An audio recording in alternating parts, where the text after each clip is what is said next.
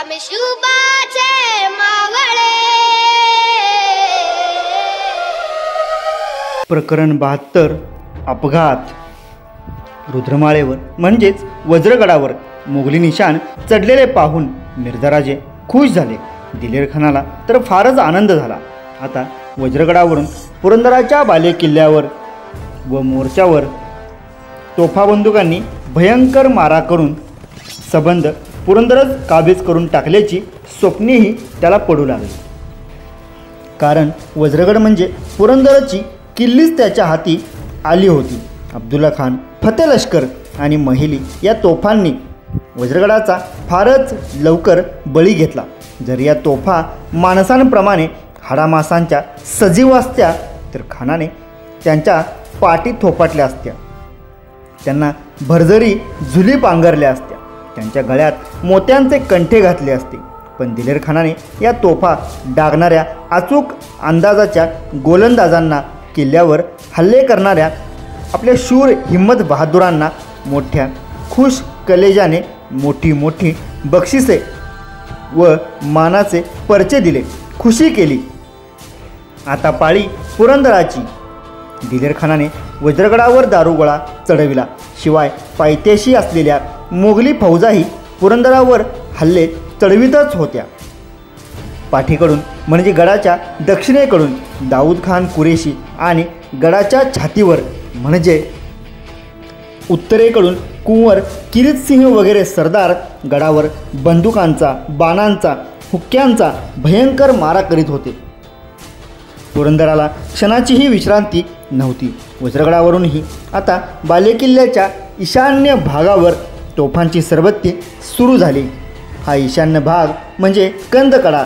हा कडा अरुंद, खूप सरळ, भिंतीसारखा उंच व तटबंद होता। खालच्या माचीवरही मारा सुरू झाला, म्हणजे पुरंदरावर 3 बाजूंनी हल्ले सुरू झाले। पण किती सांगू कौतुक माझ्या पुरंदराचे, किती गाऊ कौतुक आमच्या मुरारबाजींचे, आमच्या महार रामोशांचे, काळ्या मावळ्यांचे, कोळ्या मावळ्यांचे। मरायच्या बोलीने लढत होती ही माणसे।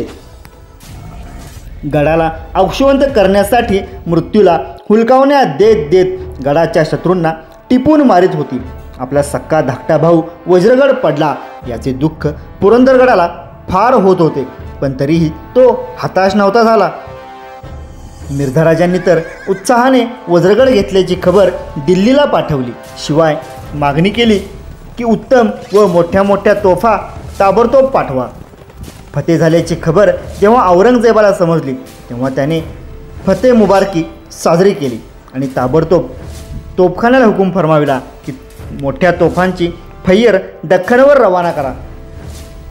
आणि राजगडाहून महाराजांनीही पुरंदराच्या मदतीसाठी काही फौज आणि बराचसा दारुगोळा रवाना करण्याचे ठरविले। पण गडाला शत्रूचा फास जबरदस्त होता। ही कुमक किल्ल्यावर जाऊन पोहोचावी कशी? परंतु या कुमकेसाठी निघालेले मराठे इतके निधड्या धाडसाचे व हुन्नरबाज होते की आपण पुरंदरावर मुरारबाजी देशपांड्याच्या मदतीला या दारुगोळ्यासह पोहोचलेच पाहिजे अशा निश्चयाने, आत्मविश्वासाने आणि तळमळीने ते निघाले होते। काय करावे? इतिहासाला या धाडसी मराठ्यांची नावेसुद्धा माहीत नाही। त्यांनी केलेल्या सफाईदार करामतीही त्याला माहीत नाहीत। इतिहास मुका आहे, लिहून ठेवायची आमच्यात चाल नव्हती। पराक्रम करायचे आणि मोकळे व्हायचे। ही कुमकेची मराठी फौज निघाली आणि पुरंदराच्या दक्षिणेकडील काळझरीत अगदी गुपचूप दाखल झाली। या बाजूलाच गडाचा केदार दरवाजा होता। मोगल लोक या दरवाजाला खिडकी या नावाने संबोधित असत। केदार दरवाजा जिंकण्याकरिता दाऊद खान कुरेशी हा मुख्य सरदार नामजाद करण्यात आलेला होता आणि त्याच्या दिमतीस राजा रायसिंह राठोड, मोहम्मद साहिल तरखान, सय्यद झुनेल आबिदीन बुखारी, हुसेन दाऊद झई, शेरसिंह राठोड, राजसिंह, रसूलबेग रोजभानी वगैरे सरदार होते। आता एवढ्या लोकांच्या व हजारो हाशमांच्या नजरेत वा गोळीबारात न गवसता गडावर जायचे होते। पण जायचेच हा मराठ्यांचा निश्चय होता। महाराजांची आज्ञा होती, भवानीचा आशीर्वाद होता. बहुधा ही मध्यरात्रीची वेळ असावी. मराठे डोईवर दारुगोळ्याची ओझी घेऊन त्या काळदरीत आले. काटेरी झुडपे, दगडधोंडे, साप विंचू, अवघड डोंगर आणि शत्रूची गस्त, इतक्या अडचणी असूनही अगदी पालीच्या पावलांनी ते धाडसी जवान झाडीतून, सांदीपांदीतून, डोंगराच्या अवघड धारेवरून चालत गेले. दबत लपत रांगत आणि जमेल तसे ते डोंगर चढून गेले आणि अगदी बिनचूक बिनबोभाट केदार दरवाजाच्या तोंडाशी जाऊन पोहोचले. गडातल्या मराठ्यांनी आपली माणसे ओळखली आणि आनंदाने उचंबळून त्यांना आत घेतले. महाराजांकडून कुमुक आली, दारुगोळा आला. नवे महाराजांनी पुरंदरावरच्या आपल्या प्रिय दोस्तांकरिता जणू मेवा मिठाईच पाठविली. दूर कुठेतरी तुरुंगात अडकून पडलेल्या आपल्या मुलांसाठी आईने चोरून लपवून खाऊ पाठवावा ना, तसेच हे तेवढाच आनंद होता यात. दिनांक 20 एप्रिल सुमार पुरंदरावर नवी कुमुक चढली आणि मोगलांना कुठून कसा सुगावा लागला कोण जाणे. पण त्यांना आणि दिलेरखानाला ही गोष्ट समजली की दाऊद खानाचे मोर्चे गडाच्या दक्षिणेला असूनही मराठ्यांची मोठी कुमुक गडावर बिंदोक जाऊन पोहोचली. खुद्द दाऊद खानालाही या गोष्टीचा पत्ता नव्हता, पण आता ती समजली. तो आश्चर्याने ठक्कच झाला. हे झाले कसे? दिलेरखानाला भयंकर संताप आला. हा दाऊद शिवाजीला फितूरच असला पाहिजे असा दिलेरला संशय आला. संशयानंतर लगेच खात्री. दिलेरने दाऊद खानाची भयंकर खरडपट्टी काढली, पण दाऊदलाही हे अपमानाचे बोलणे ऐकवले नाही. त्यानेही चिडून जाबसाल केले. पुरंदरावर तोफांची चढाई चालू होती आणि खाली छावणीत या दोन खानांची आपापसात शब्दांची लढाई चालू होती. भयंकर भांडण झाले.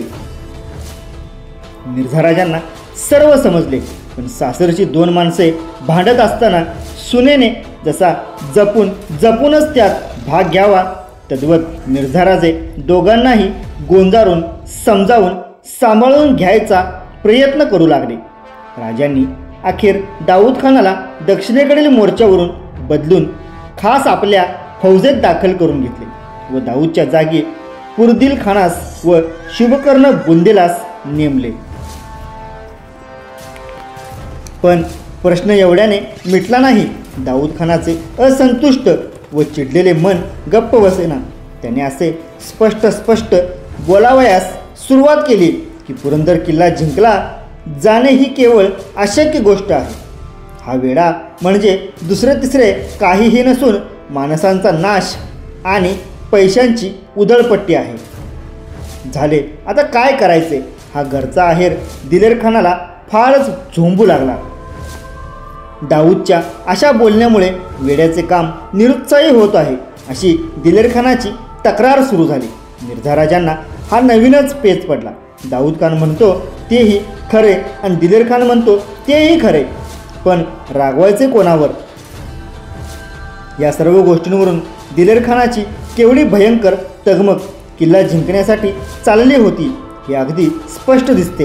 मिर्झाराजांनी आपल्या शांत, भारदस्त, विवेकी आणि तितक्याच स्वामिनिष्ठ कार्यपद्धतीला अनुसरून नवीन युक्ती काढली. त्यांनी या सर्व भानगडीचे मूळ असलेल्या दाऊद खान कुरेशीला बोलावून घेतले व त्याच्यावर एक स्वतंत्र कामगिरी सोपवली.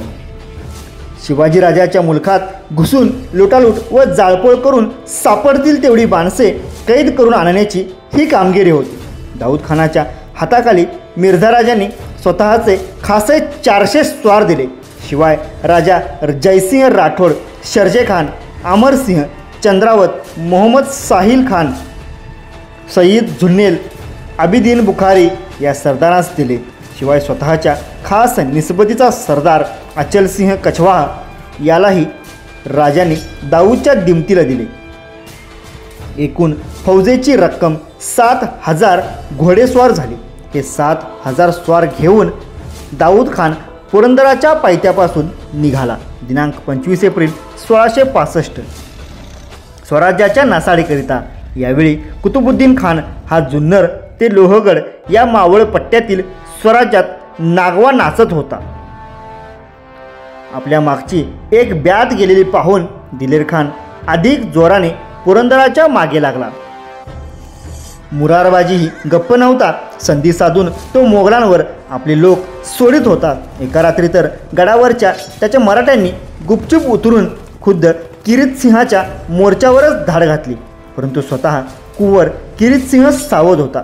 तो आपल्या सोबत्यांसह मराठ्यांवर धावला. तेव्हा मराठे चपळाईने गडावर पळून गेले. या छाप्यात मराठ्यांना काहीही लाभ झाला नाही, काही तोटाही झाला नाही. पण यानंतर मात्र एक रात्र मराठ्यांनी गाजविली. दक्षिणेकडच्या मोगली मोर्चांवर गडद अंधारात त्यांनी छापा घातला. त्यातील काही मराठ्यांच्या हातात लोखंडी मेखा आणि हातोडे होते. केदार दरवाजावर दक्षिण मोर्चातून रसूलबेग रोजभानीच्या तोफेचा मारा होत असे. ही तोफच पांगळी करण्याचा बेत करून ही टोळी गडावरून लपत छपत उतरली. रसूलबेग व त्याचे लोक बेसावध होते. त्यांच्यावर एकदमच धाड पडली. मराठ्यांनी तलवारीने दिसेल त्याच्यावर घाव घालण्यास सुरुवात केली. अंधारात ती तोफही उभी होती. एकाने तिला बरोबर हुडकून तिच्या कानात बत्ती लावण्याचे छिद्र मेख घातली व वरून दान हातोड्याचे घाव घातले. तो कायमची बहिरी करून टाकली. अशा प्रकारे मेख जाम ठोकली तर ती निघूच शकत नाही. भोक बंद होते. या हल्ल्याने भयंकर गोंगाट कालवा झाला. तो ऐकून थोड्या अंतरावर असलेल्या जबरदस्त खान व महमूद खान हे आपल्या हाशमांसह रसूलबेगच्या मदतीस धावले. तोपर्यंत मराठ्यांनी त्याचे 14 लोक जखमी केले होते व एकास ठार केले होते. जबरदस्त व महमूद आले तेव्हा मराठे गडावर पळत होते. तेवढ्यात त्यांनी मराठ्यांना गाठलेच. झटापट सुरू झाली. या हातगाईत मराठ्यांचे 4 लोक ठार झाले. काही जखमी झाले. परंतु जखमी लोकांसह बाकीचे सर्व मराठे गडावर पसार झाले. रसूलबेगची तोफ मात्र निकामी झाली. या छाप्यात जे मराठे मेले होते त्यांची प्रेते जागच्या जागीच पडली होती. ती प्रेते गडावर पळवून आणण्याचा एक धाडसी प्रयत्न मराठ्यांनी दुसऱ्या दिवशी केला. केदार दरवाजातून ते बाहेर पडले व खाली आले. या बाजूला पुरदिल खान व शुभकर्ण बुंदेला यांचे मोर्चे होते. यांच्याशीच मराठ्यांची गाठ पडली. येथे चकमक झडली. त्यात मोगलांचे 8 लोक जखमी झाले. मराठे 14 जण ठार झाले. जखमीही अनेक झाले. मराठ्यांचा हा छापा व आपल्या सोबत्यांची प्रेते घेऊन जाण्याचा डाव फसला. जुनी प्रेते मिळाली नाहीत. नवीन मात्र जादा 14 प्रेते धरणीवर पडली. डाव फसलेला पाहून सर्वजण पळून गडावर गेले. पण अशी पाळी कधी क्वचित आली तरी मराठे आपला उद्योग सोडित नव्हते. त्यांची छापेबाजी चालूच होती. मोगलांना झोप काही धडपणे कधी मिळत नव्हती. दाऊद खान कुरेशी मिर्झा राजांच्या छावणीतून निघाला आणि बोराखालच्या मावळात घुसला. रोहिड खोरे, हिरडस मावळ व वेलवंड खोरे हा स्वराज्यातील मुलूक होता. दाऊद खान 7,000 स्वारांनीशी रोहिडगडाखालच्या मुलखात घुसला. मावळची गरीब रयत खानाच्या टाचेखाली गवसली. दाऊदने 50 खेडी जाळून भस्मसात केली. दिनांक 27 एप्रिल 1665 या बाजूस उंच डोंगरावरती 4 लहान खेडी होती. दाऊदच्या तडाख्यातून तीही खेडी सुटली नाहीत. त्याला समजले की त्या 4 खेड्यात शिवाजीचे मराठी हाशम दडी धरून बसले आहेत. त्याने लगेच रायसिंहास व अचलसिंहास तिकडे जाण्याची खून केली. हे दोघे राजपूत फौजेसह तेथे गेले आणि ती 4ही गावे त्यांनी धुळीला मिळवली. तेथील त्या गोरगरिबांच्या खोपट्यातून जेवढे काही हाती लागले ते सर्व व गुरेवासरे दोघा सरदारांनी मिळून आणली. यानंतर रायसिंह व अचलसिंह गुंजन मावळातील खेडीत जाळीत सुटले व थेट राजगडाच्या पायथ्यापर्यंत जाऊन पोचले. दिनांक 30 एप्रिल 1665 रोजी गडावरून लगेच मराठ्यांनी तोफा बंदुकांचा व बाणांचा मारा सुरू केला. तेव्हा या दोघांनी माघार घेतली व गुंजन मावळातील केवर या ठिकाणी ती रात्र अत्यंत सावधपणे घालविली. दुसऱ्या दिवशी राजगडाकडे पुन्हा मुळीच न फिरकता त्यांनी खेड शिवापुराकडे दौड मारली.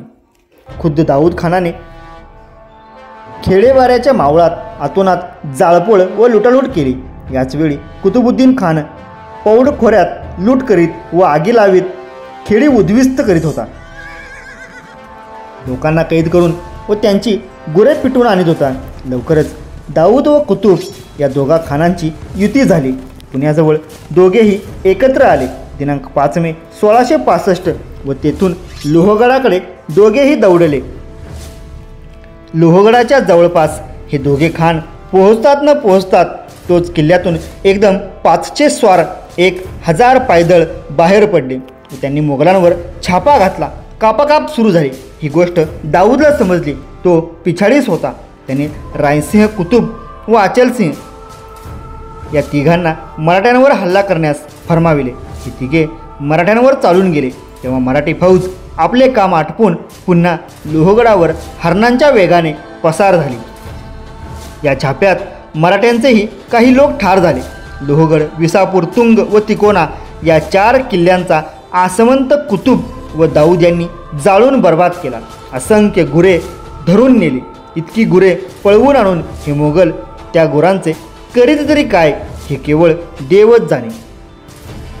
स्वराज्यातील शेकडो खेड्यांचा एवढा भयंकर नाश करून दाऊद व कुतुब पुण्यास आले. पुण्याहून दाऊद खान पुन्हा पुरंदराकडे रवाना झाला. कुतुबने पुण्यातच तळ ठोकला. स्वराज्याच्या स्वाभिमानी जिण्यासाठी मराठे किती भयंकर हाल सहन करीत होते हे पाहिले म्हणजे मन थक्क होते. अहो, सबंध घरांदाराची, गुराढोरांची, धान्य वैरणीची, बायकांची, उभ्या शेतांची पार वाताहत व्हायची आणि उरल्या सुरल्याला आग लागायची. म्हणजे काय प्रकार हा! 20-20 कोसांचा प्रदेश पूर्ण उजाड. आश्चर्य आणि कौतुक मात्र असे होते की एवढे होऊनही मराठी कुटुंबे हार जात नव्हती. अशा आगीच्या व दारुण दुःखाच्या दिव्यातून मराठ्यांचे स्वराज्य जात होते. यातूनच जो पीळ त्यांच्यात निर्माण होत होता तो उलगडायला प्रत्यक्ष औरंगजेब जरी आला असता तरीही त्याला हार खाऊन आणि हाय खाऊन मरावे लागले असते. मराठ्यांना तो जिंकू शकला नसता. अशा पोलादी पिळाची आणि रगेल काळजाची माणसे ज्या स्वराज्यात निर्माण झालेली होती ते स्वराज्य बुडविण्याचा मिर्झा राजांचा व दिलेरचा हट्ट होता. दाऊद खान पुण्याहून मिर्झा राजांच्या छावणीत आला. दिनांक 10 मे 1665 14 दिवसांच्या दौऱ्यानंतर तो परत आला. याच दिवशी महाराज जावळीला आले. बहुधा ते राजगडाहूनच येथे आले असावेत. दिनांक 10 मे 1665 इकडे येण्यातील नेमका त्यांचा उद्देश काय होता ते मात्र इतिहासाला माहीत नाही. परंतु मुलखाचा बंदोबस्त आणि प्रतापगडावर तुळजाभवानीच्या दर्शनासाठी ते आलेले असावेत. कुतुबुद्दीन खानाने पुन्हा पौड मावळावर चढाई केली कारण तिकडे मराठ्यांच्या छापेकरी टोळ्या जमा झाल्याचे त्याला समजले. मराठ्यांशी खानाच्या झटापटी झाल्या. त्याने उरदुर्गाजवळचा म्हणजेच उरवड्याजवळचा मुलूक बेचिराग केला. 300 बायका पुरुष पकडून नेले व जवळजवळ 3000 गुरे तो घेऊन गेला. पुरंदराची लढाई जास्तच धगीने चालू होती. दिलेरने मोर्चाची आघाडी खूपच पुढे म्हणजे गडाच्या माचीजवळ पोहोचविली होती. दिलेर खान खूप शिकस्त करीत होता पण माचीवर काही केल्या त्याच्या तोफा बंदुकांचा मारा जोरदारपणे पोहोचेना. कारण डोंगराच्या चढणीवरून केलेल्या गोळीबाराच्या गोळ्या आत डोंगराच्या सपाटीवर असलेल्या मराठ्यांना कशा लागाव्या तेथेही बुरुज होते. त्यांच्या पाडावासाठी काय युक्ती करावी सुचेना. फितुरीने किल्लेकऱ्यांना वश करून घेऊन अशक्य. सीतेच्या हृदयात रावणाला प्रवेश मिळणे जेवढे अशक्य तेवढेच सुचली. मिर्झा राजांना युक्ती सुचली. शेतांची राखण करण्याकरिता शेतात जशा उंच माचणी बांधतात तशा उंच माचणी उर्फ धमधमे डोंगराच्या म्हणजेच गडाच्या माचीलगत उभे करावयाचे व त्या धमधम्यावर तोफा चढवायच्या. बंदूकवालेही चढवायचे आणि माचीवरच्या बुरुजांवर मारा करायचा. पण तोफांच्या दणक्याने हे माळे किंवा धमधमे हादरून कोलमडतील की म्हणून हे माळे जाड जाड लाकडी फळ्यांचे उभारावयाचे ठरले. लगेच कामास आरंभ झाला. इमारत बांधण्यासाठी पहाड उभे करतात तद्वत हे माळे उभे होऊ लागले. पहिला धमधमा तयार झाला. दिनांक 30 मे 1665 रोजी माचीवरील एका बुरुजास काळा बुरुज म्हणत. दुसरा असाच एक प्रचंड बुरुज होता, त्याला सफेद बुरुज म्हणत. मिर्झाराजांच्या लोकांनी सफेद बुरुजाच्या समोर गोळीच्या टप्प्यावर एक धमधमा उभा केला. म्हणजे धमधम्याची व सफेद बुरुजाची उंची साधारणपणे सारखी झाली. दोहोंमध्ये अर्थात अंतर होतेच, गोळीचा मारा होण्या इतके. पण गडावरचे मराठे गप्प होते की काय? शत्रूचे माळे तयार होईपर्यंत ते गप्प कसे बसले? मराठे गप्प बसले नव्हते, ते आपल्याकडून शत्रूचा डाव मारून काढण्याची शिकस्त करीत होते. मनुष्यबळ, साधने आणि हट्ट एकत्र झाले तर अवघड कामेही तडीला जातात. दिलेरखानाची व मिर्झाराजांची कामे अशीच तडीला गेली. उंच माळ्यावर दोरखंडांनी दिलेरने तोफा वर चढविल्या, बंदूकवाले वर चढविले. हे लोक राजपूत होते. सफेद बुरुजावरच्या मराठ्यांच्या जीवाची अगदी उलघाल उडाली, कारण समोरच्या उंच मोर्चांवरून तोफांचे गोळे सफेद बुरुजावर येणार होते. मराठ्यांनी तोफा डागल्या, बंदुकांचा जबरदस्त मारा सुरू केला. तोफा धडकू लागल्या, बाणांचा व हुक्क्यांचा माराही चालू केला. मोगलांनीही तोफखाना सुरू केला. दोहीकडून भयंकर आग बरसू लागली. प्रचंड कल्लोळ उडाला. पुरंदराच्या जीवन मरणाचा हा सवाल होता. दोन्ही पक्षांकडून घनघोर संग्राम सुरू झाला. मराठ्यांनी दिलेरची पहिली तुकडी जी माळ्यावर चढून मारा करीत होती ती मारून काढली. मिर्झाराजांची राजपूत माणसे व दिलेरचेही लोक पुन्हा मोर्चावर चढले. तोही प्रयत्न मराठ्यांनी हाणून पाडला. मग जबरदस्त खान व मोगलांचा मीर आतिश खान हेही मोर्चावर येऊन दाखल झाले. भूपतसिंह हा 500 स्वारांवरचा सरदार मोर्चावर आला, पण मराठ्यांनी तुफानी मारा करून हाही हल्ला मोडून काढला. दिलेरचे व राजांचे अनेक लोक ठार झाले. राजांच्या निस्बतीचा सरदार भूपतसिंह हाही ठार झाला. मराठ्यांचा हा नेट पाहून मिर्झाराजेच वचकले. दिलेर खान तर अतिशय चिडला. काहीही करून सफेद बुरुज आसमानात उडायलाच पाहिजे, हा त्याचा निर्धार होता. मिर्झाराजांनी शुभकर्ण बुंदेला, तुर्कतजा खान व इतर कित्येक शूरांना मोर्चाच्या कुमकेस पाठविले. मराठे बेहोश होऊन झुंजत होते, ओरडत होते. काय करावे म्हणजे मोर्चा फत्ते होईल असा विचार दिलेर करीत होता. दिलेर खान पाहणी करण्याकरिता स्वतः मोर्चावर चढला. किरतसिंहही चढला. दोघांनीही पाहणी केली. मोगलांच्या माऱ्याने सफेद बुरुजाचीही खराबी झालीच होती. लोक जखमी झाले होते, काही मेले होते, पण सरशी होत होती मराठ्यांचीच. पण यातच समाधान नव्हते.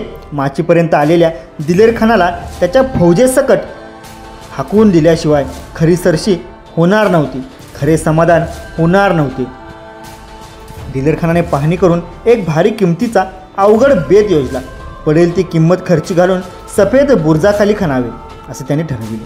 ही खणती अर्थात सुरुंग ठासण्यासाठीच असली पाहिजे, परंतु सुरुंग ठासण्यासाठीच खणती लावली असे मात्र आलमगीरनात लिहिलेले नाही. यावेळी दुपार टळून गेलेली होती. ठरविल्याप्रमाणे दिलेरने आपले धाडसी लोक सफेद बुरुजाखाली खणती करण्यास सोडले. हे त्यांचे धाडस म्हणजे मृत्यूच्या ओठात जाणे होते. पण ते लोक गेले, अर्थात सफेद बुरुजावरून गोळ्या सुटू लागल्या. पण ठरलेच होते पडेल ती किंमत देण्याचे. आणि एक भयंकर प्रकार घडला. किल्ल्यावरच्या सर्व गोष्टी अत्यंत योजनापूर्वक होत होत्या. शत्रूचे अफाट बळ व प्रचंड युद्ध साहित्य आपल्यापेक्षा शेकडो पटीने जास्त आहे हे लक्षात घेऊनच गड भांडत होता. जर कदाचित हा सफेद बुरुज मोगलांनी उडवलाच तर काय करायचे याचाही विचार गडावरच्या म्होरक्यांनी करून ठेवला होता. सफेद बुरुजाच्या मागे काही अंतरावर आणखी एक मोठा बुरुज होता. या बुरुजाचे नाव काळा बुरुज. या दोन्ही बुरुजांना जोडणारा रुंद भक्कम तट होता. या तटात मराठ्यांनी खूप मोठा दारूचा साठा आणून ठेवला होता. यात त्यांचा हेतू असा होता की जर दुर्दैवाने सफेद बुरुजावर शत्रूने पाडाव केलाच तर शत्रू या तटावर चढेल व अवतीभवतीही गोळा होईल आणि मग तीच संधी साधून त्याच क्षणी तटात ठेवलेल्या दारूच्या साठ्याला बत्ती द्यावयाची. म्हणजे मग मोगलांची तिथे असतील तेवढी माणसे चिंधड्या होऊन आसमानात उडतील.